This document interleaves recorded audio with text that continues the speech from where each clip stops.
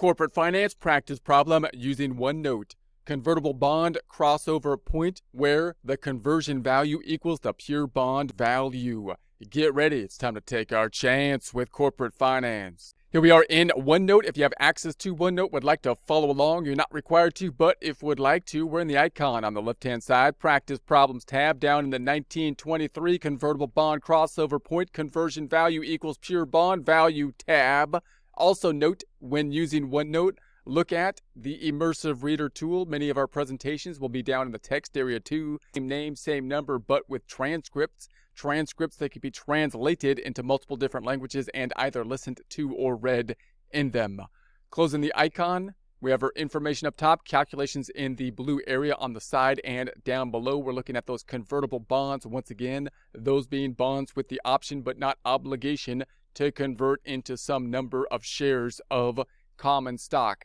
So much of this will look similar to a prior practice problems until we get down to the crossover point, where we're going to calculate the point at which the conversion value will equal the pure bond value. So remember, the kind of idea here is we got a more complex type of security because it's convertible. It's a bond that's convertible, so it's kind of got some stock characteristics to it. It's got some bond characteristics to it because it's neither one of those more simplified kind of securities, simplified being good because it allows us to kind of compare to other securities of similar natures. Because it's not quite like that, we can kind of look at it from both sides.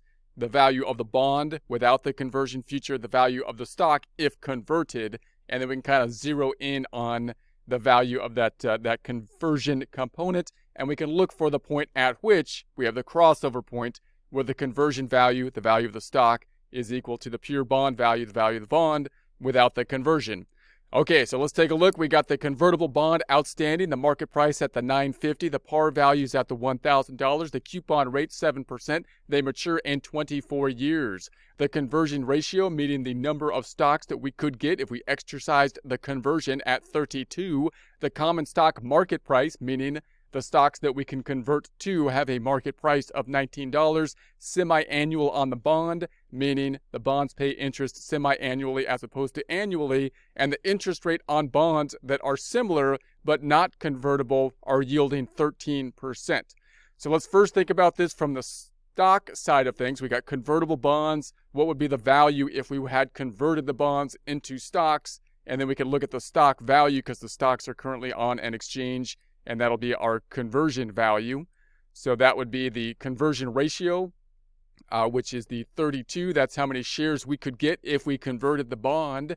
And the common stock price is 19. Therefore, if we were to convert them to stocks, we would have a value of the 32 times the 19, or the 608.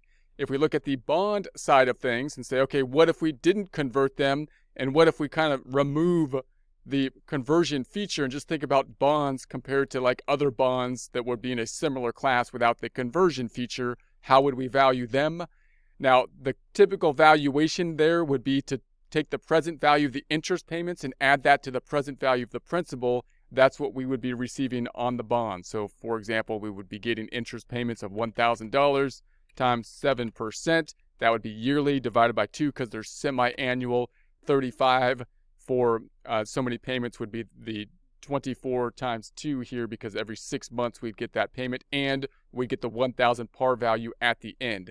Well, we won't go through the present value calculations of them here. We do them in Excel if you want to work through them in the practice problem in Excel, and we do similar types of calculations for a whole bond component or section if you want to go back to that and just work on bonds, or if you want to work on present value calculations, we have a whole section on that.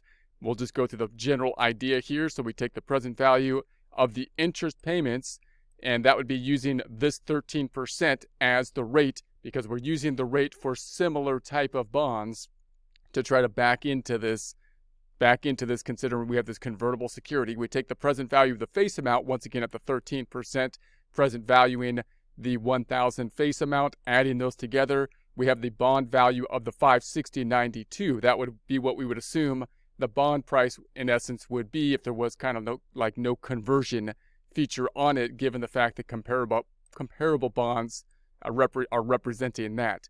Now, if we look at the market price, we're looking at the conversion premium now. So now let's think about the conversion value that we calculated compare it to the actual price that these bonds are selling for. So if we converted them to stocks, we valued them at 608 at this point in time, but the bonds are selling for 950. So the conversion premium, the amount over and above the conversion value, would be the market price 950 minus the conversion value of the 608 to give us the 342. So the 342 is the conversion value. If we look at the difference between the pure bond value and the market price, we could do a similar calculation and say, well, a similar bond would be at the 560.92. If we compare that to the 950 market price and the 560.92, we would then get a difference of the 389.08. Now let's consider the crossover point, the point at which the conversion value would equal the pure bond value, meaning, if we looked at the bond side of things, it would equal the conversion value side of things. At what price would that happen? So if we have the crossover point, we got the pure bond value, which we calculated at the 560.92.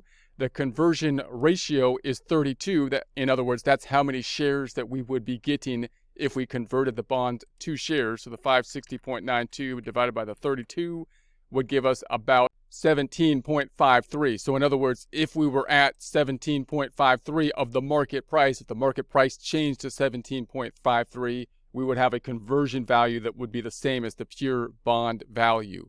So in other words, if we calculated the conversion value, then the 32 shares that we would have for the conversion ratio times that price, that would be the market price that we're assuming here, 17.53, that would give us the 560, which would be equal to the pure bond value.